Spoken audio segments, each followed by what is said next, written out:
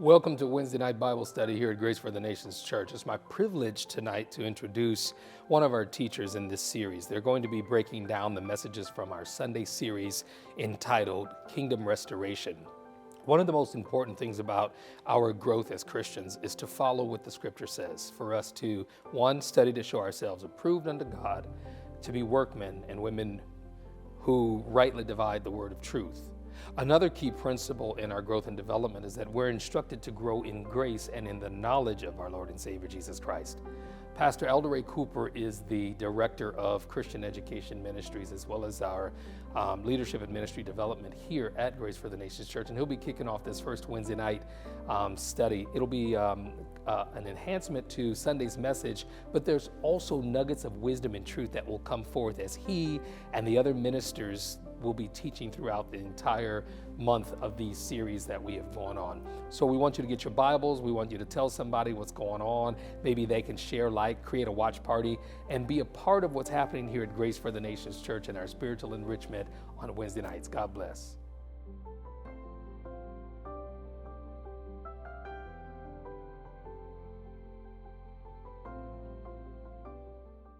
Good evening, everyone, and welcome to Grace Online. I'm Pastor Al Cooper, and tonight we'll be starting a new series for the next 4 weeks entitled Restoring the Kingdom, with a focus basically on kingdom restoration. So tonight, before I get started, I just want to say a word of prayer. Oh, gracious Father, we just thank you again for this night. We thank you for this opportunity to break the bed with your audience. We want to thank you for being God in our lives. We want to thank you for your restoration plan. We just want to thank you for sending Christ into this world to show us the way. And as we start tonight, we just pray that something is said during this 4-week series that will just help people out and that will just move them closer to the understanding what the kingdom of God is all about. In Jesus' name we pray. Thank God. Amen. As I said, my name is Pastor Aldoray Cooper, and I'm pastor of the Ministry Developed in Christian Education Ministry here at Grace. And tonight we'll be beginning this 4-week series entitled Restoring the Kingdom. This first week, I'll be looking at introducing Restoring the Kingdom. And then those next 3 weeks, we're going to be looking at things closely like kingdom character. We're going to be looking at kingdom assignments. And we're also going to be looking at kingdom lifestyles in our final week. So tonight, I just want to get started by doing a brief introduction of what it is that we're trying to accomplish throughout these next 4 weeks. The burning question is, what is the restoration movement about?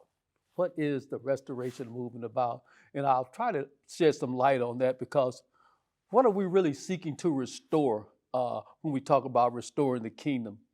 Let's go to the Bible. Let the Bible speak for itself. Or should I say, let God speak for himself as to what he's working to restore.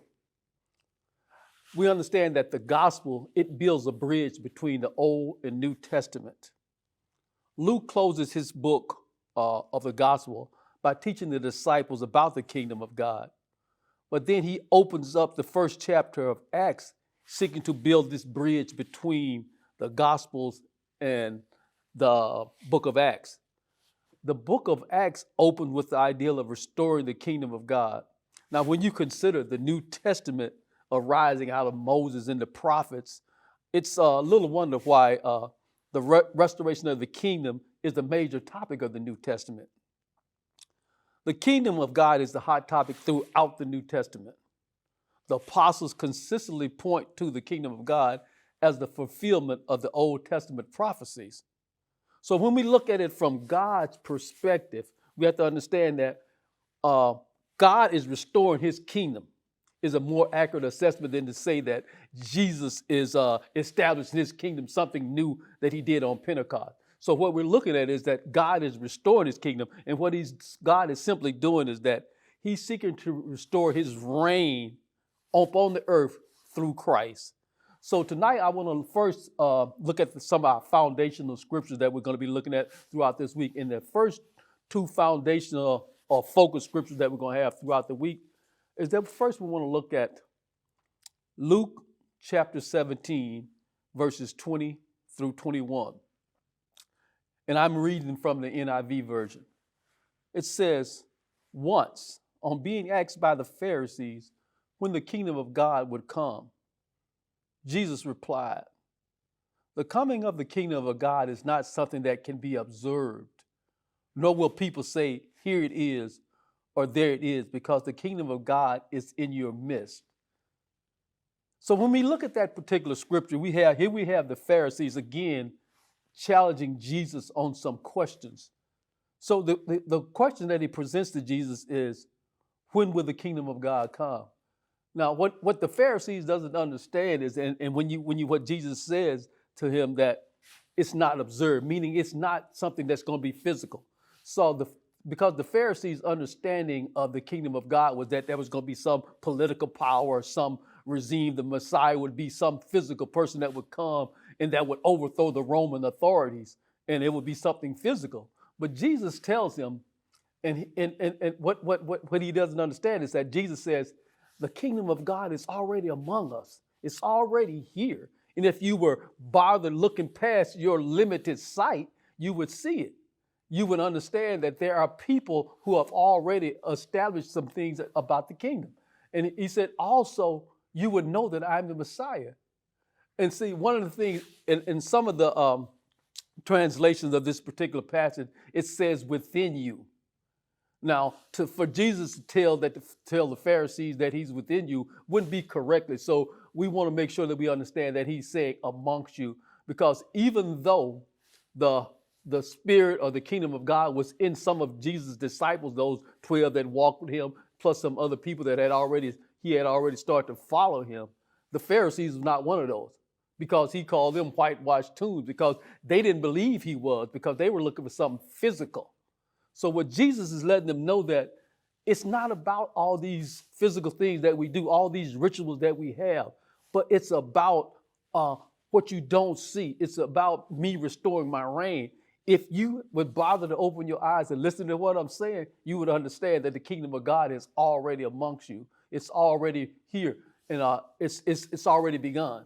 So when we look at that scripture, we have to understand one thing, is that Jesus is saying that the kingdom of God is not something that's physical. It's not something that we can observe. It's not that we can say, there it is right there. It's not something we can point to, because it's actually something that's manufactured in the hearts of the believer. In the hearts of the believer. So that's one of those scriptures that we're going to be looking at, when we establish the content of what we're saying about the kingdom of God is amongst us. Our second scripture that we're focusing on will come from Matthew chapter 16, verses 13 through 20.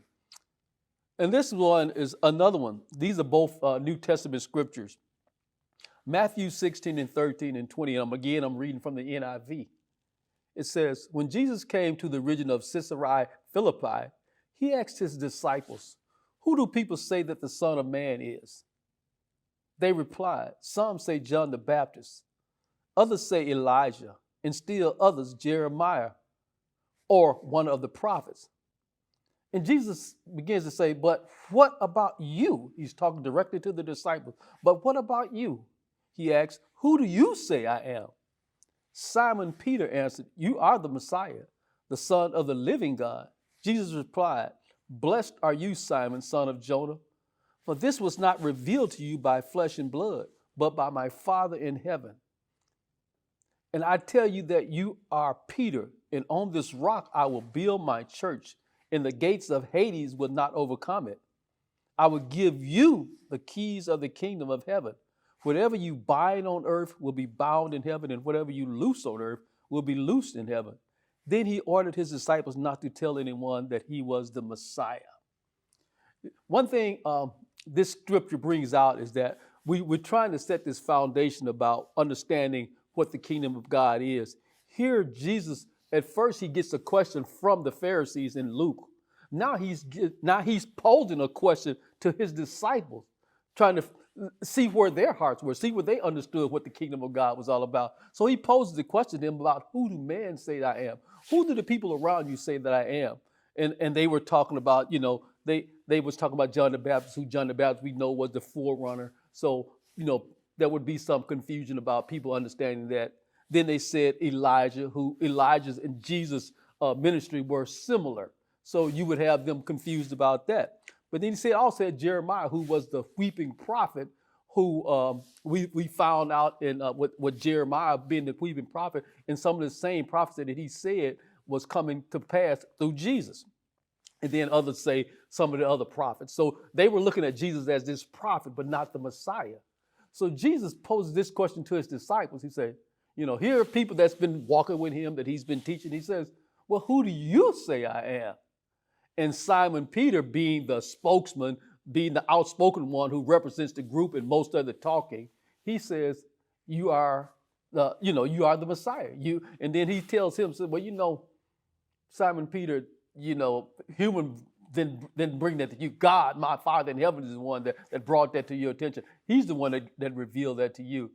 So when you look at these passages of Scripture, what Jesus is saying, that this is Peter's declaration of his faith. He's telling Peter that your faith, because you believe your faith that I am the Messiah, this is the premise that I'm going to build my church on. So he's not saying that he's building it on Peter's authority or anything. He's just simply saying the faith that Peter had, that believing without seeing and understanding that God has revealed something to Peter, then that's what he's going to build the church on. That's what Peter, being that first block, because he's the leader. On the day after Pentecost, a few weeks after Pentecost, Peter was the first one to preach. And on that day he preached, over 3,000 people were saved. So what he's saying is that Peter, and when you look at the Greek, the same word that they use for rock, Petros, is the same word that he gets from Peter. So he has a play on words. So he's telling Peter, you're going to be one of my leaders. You and the other apostles are going to be one of my leaders, because based on the faith that you believe without seeing, that's what this is all about. That's what this church is going to be built on. It's going to be built on faith in Jesus Christ. So Peter, he understands what Jesus is saying, but you also have to understand that when he tells him that, he gives him something else. He says, because of this particular declaration that you made in your faith, the church will be built on that. But he also says that the gates of Hades, now that word Hades simply means it's a place where the dead go to kind of be like a midway station before the judgment. But that's where dead people reside, in Hades. So he's telling him, will not overcome you. He said, I'm going to give you the keys of the kingdom of heaven. And whatever you bind on earth and whatever you loose on earth will also be loosed in heaven. So what he's saying to Peter is that you have to understand, in this area of Caesarea Philippi, it was the gateway where they said was to all the evil. It was where a lot of different paganism and evil things were going on. So what he's saying about Hades, he's telling him, he said, I'm giving you authority to overcome not only evil, but I'm also giving you power to overcome death. So when he says Hades and Caesarea Philippi, he's letting Peter know that although you're standing in front of the gates of all this evil, and you're standing and you can overcome death, I'm giving you that authority right now because of your faith. That's what this is. And you're going to be one of my leaders. You and the apostles are going to be the leaders that's going to usher in this, that you're going to be doing my recruitment. You're going to be my disciples. You're going to be my ambassadors to get this kingdom spread. It's going to start with you and the disciples, and I'm giving you authority. Now, binding and loosing, it was a practice that the Jewish culture did. Binding simply means it's the thing that you will prohibit, and loosing simply means the things that you will permit. So he's also giving them authority to tell people what it is that they need to be permitting as a lifestyle. But he's also giving them authority to tell them what they shouldn't be permitting. He can tell them what they can prohibit, come up against, or what they can do to make sure that people permit things. There are certain things in life that he wants them to understand, that righteousness is what permitted. Sin is not something that they should permit. So he wants to let them know the things that they have the ability or the authority of the church to carry out God's will. And that's what he's telling them. You have the authority to carry out God's will because of your faith in Jesus Christ, which is the cornerstone of this church that's about to come, which is the movement of restoring the kingdom. So what we have to understand is that restoring the kingdom, as I said in my introduction, was that it's not that it's something new that's happening. It's that because of the fall of mankind, the kingdom has always suffered violence. And in order for Jesus to do it, there has to be some strategies. And so now when Jesus comes, he's the answer. So we have to have faith in Jesus Christ to continue to make this work, to continue to make the kingdom a part of our lifestyle, and it's done through the church. So those are the two main focus scriptures. But tonight I want to look at 3 other scriptures. First, I want to go back and look at a scripture that we want to talk about, some Old Testament prophecy. And then secondly, I want to look at a scripture that actually gives us a running definition of the New Testament definition of what the kingdom of God actually looks like. And thirdly, I want to look at a passage of scripture that tells us something about the early church or the first century church or what it's all about. So let's look at our first particular scripture. Isaiah 40, verses 3 through 5, the NIV. And it reads, "A voice of one calling, in the wilderness, prepare the way for the Lord. Make straight in the desert a highway for our God.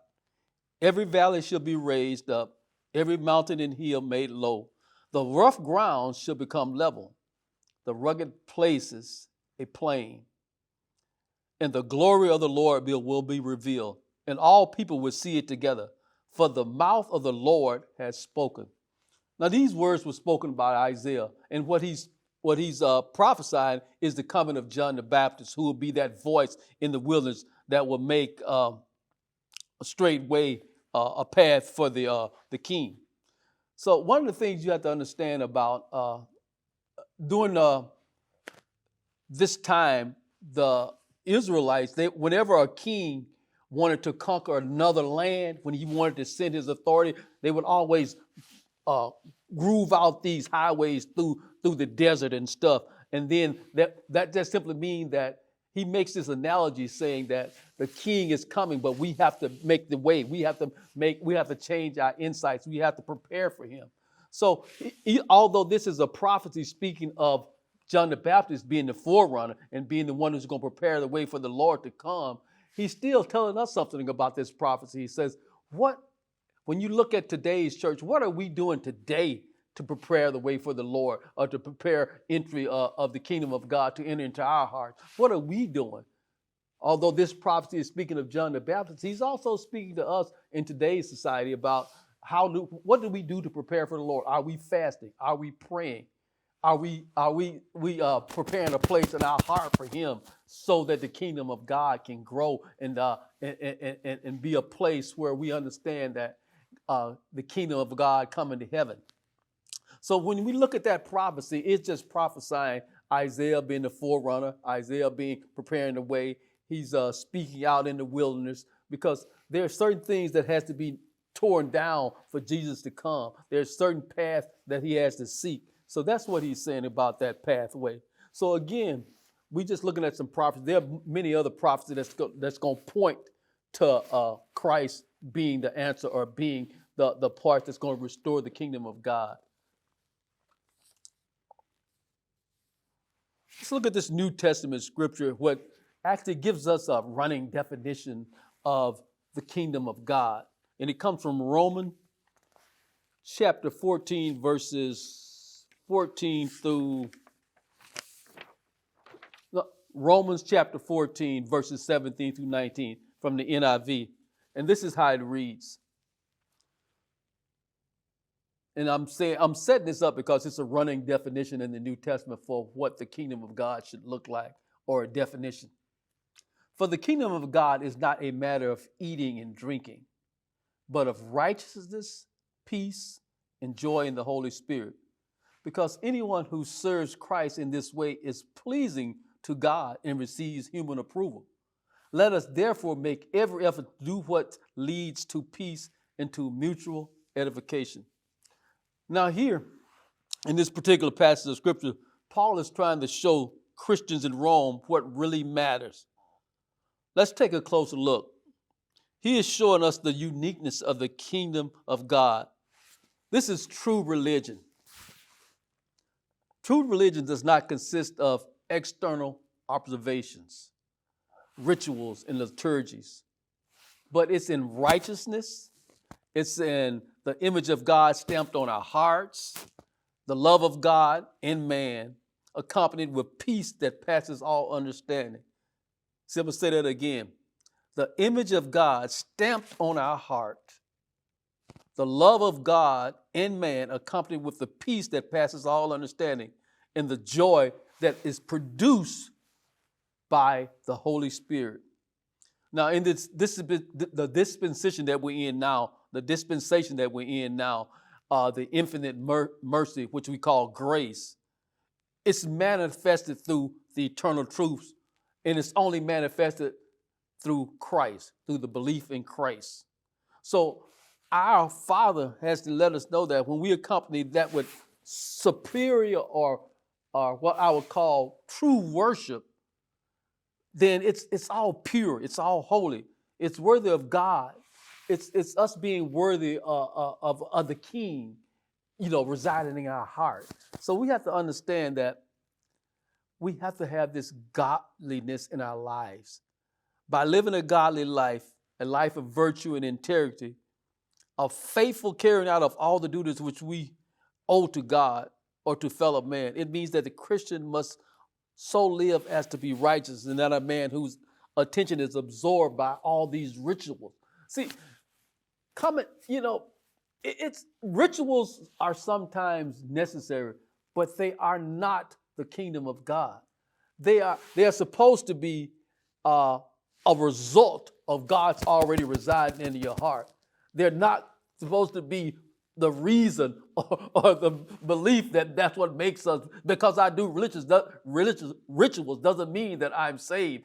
It doesn't mean that salvation is on the way. It's how I treat people. It's how in my heart, am I loving people? Am I true to my neighbor? Am I loving God? And what does that look like?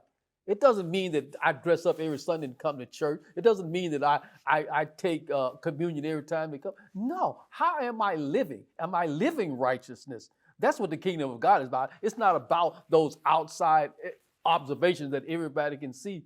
It's about what's going on in my heart. It's about God treating me that way. So when you look at that, that's what we want to understand about the definition of the kingdom of God. It's not a matter of eating and drinking, but it's righteousness, peace, and joy that derives from being directed by the Holy Spirit. My final scripture that I want to look at, and I want to take a closer look at the early church and what the early church looked like, because we can look at the early church and see all the changes when we look at today's church and how in the first century church in Acts is so different than what we see now. Let's look at Acts chapter 4, verses 31 through 33. Again, I'm looking at the NIV. It reads, after they prayed, the place where they were meeting was shaking, and they were filled with the Holy Spirit and spoke the word of God boldly. All the believers were one in heart, in mind. No one claimed that any of their possessions were their own, but they shared everything they had. With great power, the apostles continued to testify to the resurrection of the Lord Jesus, and God's grace was so powerfully at work in them all. First of all, I want to look at there had to be this unity in this early church. But when we look at this word where it says the place where they were meeting was shaken, in the New Testament, when you saw that word shaken, it always represented the sovereignty of God or the presence of God was there. When you talk about the earthquake, when Paul and Silas were in jail, it just simply means that the sovereignty or the presence of God is there. So they were all filled with this Holy Spirit. Now, here's the early church. They were filled and they spoke the word of God boldly, meaning that they wasn't ashamed of the gospel. They wasn't ashamed of the gospel. They would speak it to everybody. They were witnesses for him. They were boldly witnesses. They had a passion for God and the things of God. And all the believers were of one heart, meaning they were all unified. They were all on one accord. See, one of the problems we have in our society today, in our churches, that it's hard to go to a church and find some unity. There's so many cliques and so many pointing in different directions with all the different denominations and all the church hopping. One week, I'm a Pentecostal. The next week, I'm Catholic. It's just so much going on in the Christian faith that causes dissension and causes confusion. But here we have the early church. All the believers were of one heart and one mind, meaning they were unified. This is the first century church in the book of Acts, chapter 4. They were all filled with the Holy Spirit in this place. And God's presence was always there. No one claimed anything to be their own. They knew that everything they had was given to them by God, and God was on them. They were just stewards. Here we have the first century with that mindset. I mean, it is so hard to get people to understand that it's God's tithes, it's God's gifts, it's God. Everything we do, it's based on God giving it to us first. We're only stewards of everything that we have here. So they claimed that any of their possession was theirs, but they shared everything they had.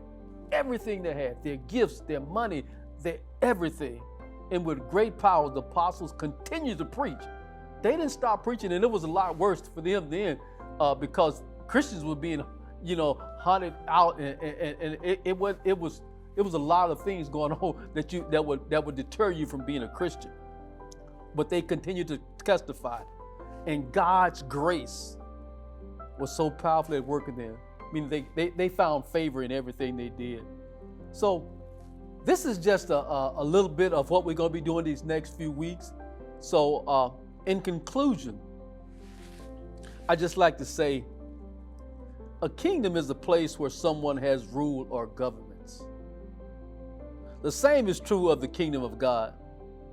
This is what Jesus said in his prayer. He said, "Your kingdom come, your will be done on earth as it is in heaven." This is in Matthew 6:10. See, the kingdom of God is where God's will is carried out. The kingdom of God is where God's will is carried out. There's a statement I read.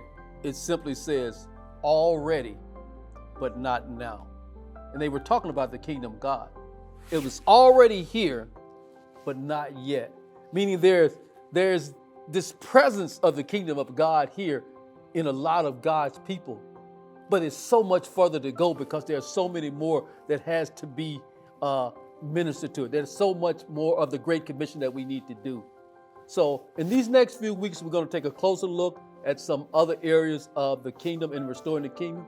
So I just want to thank you guys for joining us tonight. I want to thank you, and just hopefully that you had your pencils and your paper and your Bibles out, and you took some notes, and you jotted down those scriptures so you can kind of flow through for these next few weeks, and you can be prepared and do your own self-study. So I just want to say thank you for joining us tonight. And just as always, I'd like to say, we believe there's hope here at Grace. Thank you.